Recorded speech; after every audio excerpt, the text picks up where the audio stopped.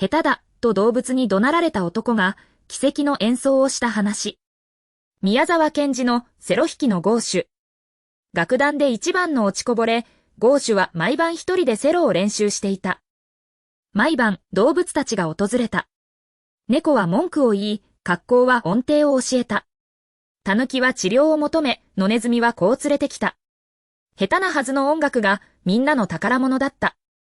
怒りながら弾き続けるうちに、ゴーシュは気づかず成長していた。誰かのために弾くこと、それが人を変える。演奏会で拍手を浴びた夜、ゴーシュは星を見上げた。